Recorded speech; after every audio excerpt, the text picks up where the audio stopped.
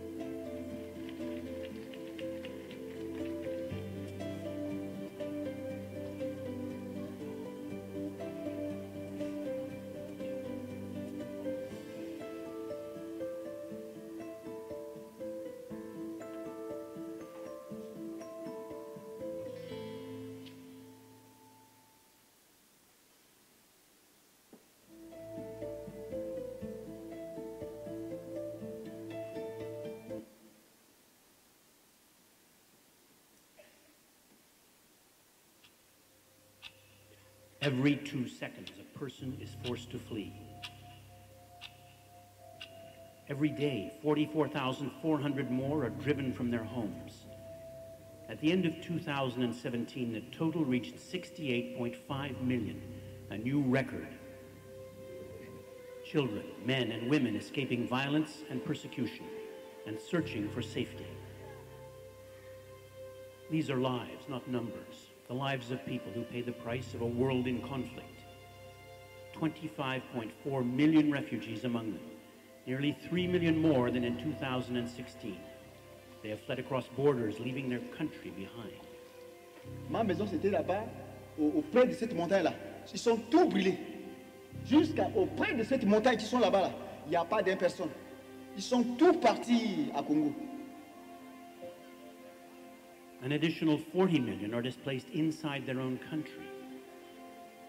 كنا عايشين برعب، كنا عايشين يعني كابوس 3 سنين، اهانه ومذله وماكو يعني كل انواع التعذيب، ما خلوا شيء ما سووا.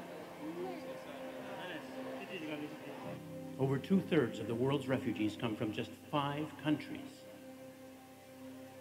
Syria, Afghanistan, South Sudan, Myanmar, Somalia.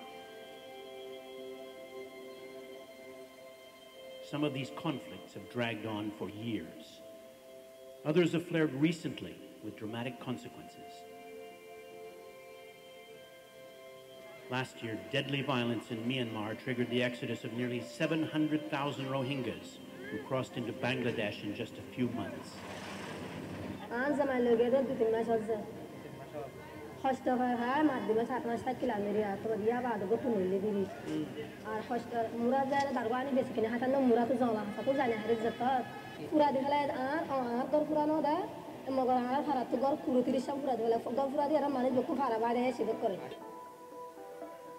Behind the numbers lie individual hopes and hardships, not just of the displaced, but also of those who host them.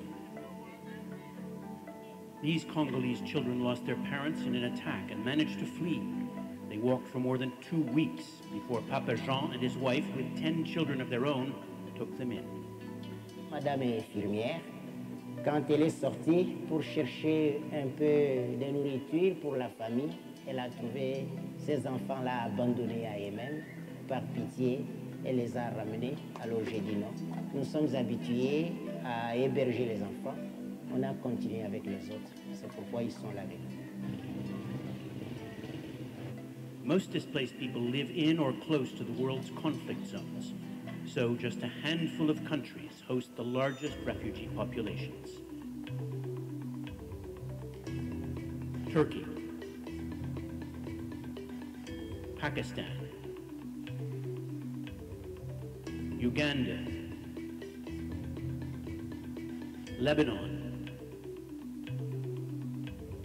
and Iran. With forced displacement at a record high for the 5th consecutive year, a new approach to aiding and protecting refugees is needed, now more than ever. United Nations member states have committed to work towards a global compact on refugees.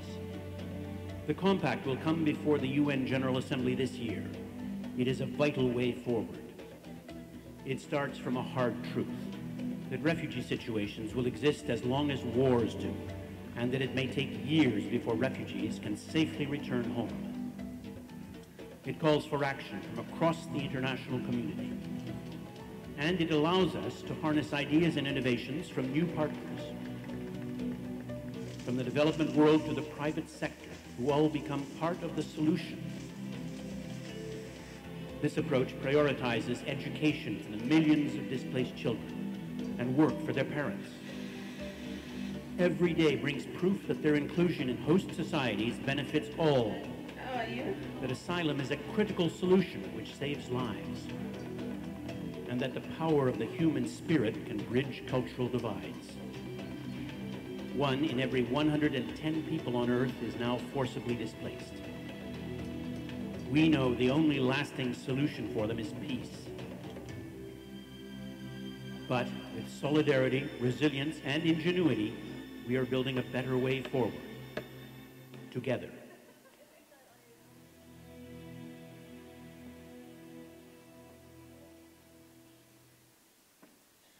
Sure. Thank you for your attention watching that video. It's not easy to hear these stories and see these figures. But what we are talking about is more people than ever before are forcibly displaced as we speak. The UN Refugee Agency works to provide life-saving assistance to support survival, restore hope, and help refugees and forcibly displaced people across the world to find home and find hope again. Now, what we've been doing with NACCW and with the Isibindi model is trying to look at a program which can support community-based protection. It can support the most vulnerable in these emergency situations, which are children. So we piloted in Zambia an Isibindi without borders. We tried to take the model from South Africa, adapt it, and see if we could utilize Isibindi child and youth care workforce in a large-scale refugee settlement in which the majority of people residing there have experienced violent conflict, family separation, and on arrival in a place of safety, only then are they having an opportunity to start recovery. So we piloted a model in one camp in Zambia. We learned a lot very quickly. And now we have taken that model and we are replicating it in a different refugee context in Namibia. So in comparison to Zambia, where we have a settlement in which refugees and asylum seekers are able to move, they are able to have a plot of land to get some gainful economic employment in the area. In Namibia, we have refugees who are encamped. They are in a situation where they do not necessarily have the right to work or the right to freedom of movement, and they must remain inside the camp confines. So last year with NACCW, we took the model again to Namibia. Now, in brief, because we're short on time, I just want to talk about the successes of utilizing Isibindi in a refugee context. We have this means to expand our workforce. We are able to utilize this model in a low-resource area where we have overburdened national systems which are extremely under-resourced and under-capacitated, not only to cope with the refugee or asylum seekers that they are providing care and assistance for, but they're also struggling to provide basic services to their own citizens as well. The child and youth care workers can play a critical role in the identification, registration, rapid assessments, and referrals of vulnerable and at-risk children. But our constraints come in situations where we require a rapid response.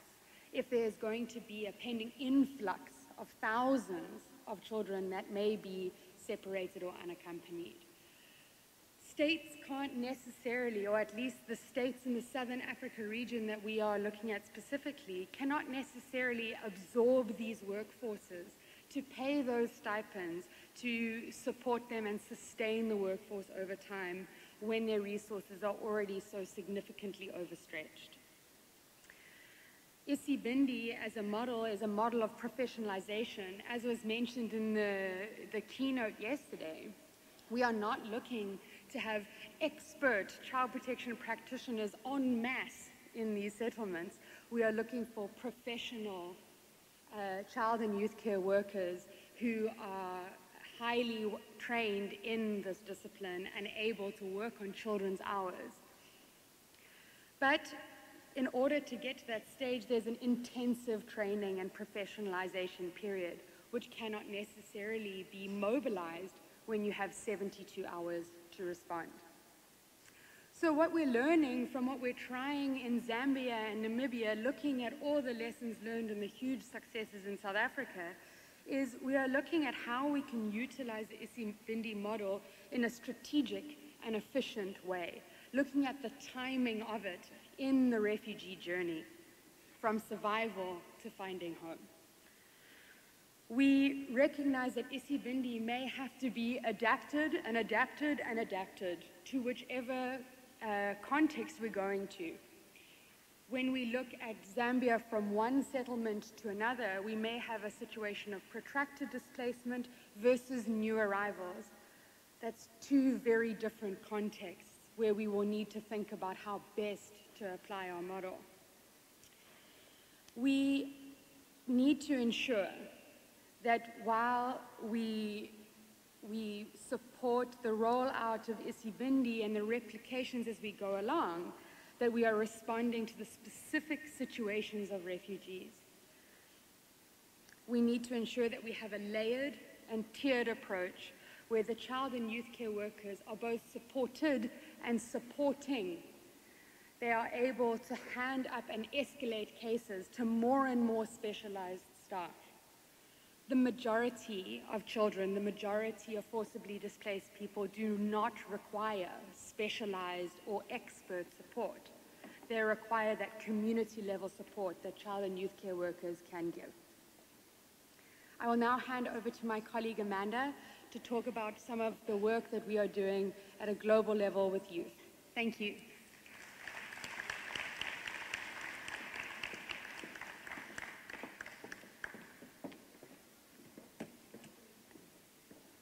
Thank you. Good morning, everyone. Morning. I'm very excited to be back in South Africa. After 6 months away, it feels a little bit like coming home. I was working here for 2 years, so I'm very familiar with the excellent work, and I want to thank you, especially the organizers, but also those of you who are in the field, for the excellent and extraordinary work you do. We are really privileged to be a partner with you as UNHCR, and we think that the commitment and values that you demonstrate day in, day out in your work are those that we need more of. And we need more of them in the settings that Jessica has heard about. We need more of the kind of commitment and professionalization that you bring to your field in our settings. So this is a call and a plea to you to join forces with us. That said, I want to speak a little bit about some of the commitments we have to working with youth. Given that this is a child and youth care conference, we as UNHCR are extremely committed to the empowerment of youth. And I want to speak a little bit briefly about some of the work that we've done, because I think it is in the UN system, in the United Nations system, quite transformative. And I can say that with honesty because I was not there when it was initiated and I've just inherited it. UNHCR had worked in 2006 to develop a policy. And those of you who might know what the way the UN works normally we get a bunch of people around a room and we sit and we talk and come up with a document. In this case, we as UNHCR have taken the commitment Actually, can we bring up the video? I mean, the picture of our young people, please? If we can bring up the picture. We have committed as UNHCR, it's a good commitment, and we try every day to put it in practice, not to do anything for youth without youth. So in 2016, our colleagues developed a consultation with 1,000 young displaced refugees around the world, and based on that came up with what we call as UNHCR the core commitments to youth, our core actions to support youth and to empower youth. And those core actions will be things that are very familiar to you, because these are the core things. These are core things that that we all know are important when we're supporting and empowering youth. Offering skills building and education to young people. Providing opportunities for them to participate and engage with decision makers. Providing emotional and health services. And very importantly, helping young people to network amongst themselves and having data and evidence on young people. So these are our core actions that we are working with, and these are our young people. I wanted to speak a little bit about what we call the Global Youth Advisory Council. UNHCR, as a result of this, one of the recommendations of our consultation is that we need to be better at holding ourselves accountable to those people we work with and for, and whom we serve. So as UNHCR, we have set up a global youth advisor. We've done two things. One is that we've set up youth-funded projects, youth-led projects. And we believe as UNHCR that there should be much more resources and expertise put into supporting youth to identify their needs, design projects to address those needs, and to carry them out. And so as UNHCR, we have committed substantial, not so much substantial, but we are committing funding on an ongoing basis to support young people to lead their own projects. And this is one thing which we think is very important as child and youth care workers, that we're not only there to care for children and youth, but we are there first and foremost to accompany them on their journey to adulthood and to fly. And in order to do that, what do we as adults need to do? Actually, can I see a show of hands of anyone in the room who's under 26? I know we should never do this. Anyone who's under 26? Okay, so most of us are a bit older than that, right? So I'm going to talk to those of you a little bit who are a little older than 26, okay? What does that mean for us? I would say first, the word empowerment, what does it mean? 1 minute left, thank you. It means that we as older people have to let the young people fly and take power. That does not mean that we do not support them, but it means we have to have a partnership. And I think this, as UNHCR with my colleagues, this has been, I think, the most difficult thing, and is the most difficult thing that we are doing, is to really let the young people take center stage. So to give you an example, these young people yesterday were meeting with our High Commissioner. So the UNHCR has the head of our organization is the High Commissioner. They were also meeting with all of the deputies of the departments who are responsible for protection, and they are there, and I am here. And this is what empowerment means. It means us who have privilege and access to opportunities, opening the door and using our power to allow them to speak. So I wanted to say they are here with you in spirit. They apologize for not being here. We do have a video from them that we'd love to show you at some point in the event. So I think if one recommendation I can say as we move forward in this partnership between UNHCR and child and youth care workers is that we think it's very important that together we advocate to have support proper youth workers who know how to work with young people, to support them, and that we have funding to support youth-led initiatives. And we are, together with you, ready to continue to advocate for that. Thank you very much.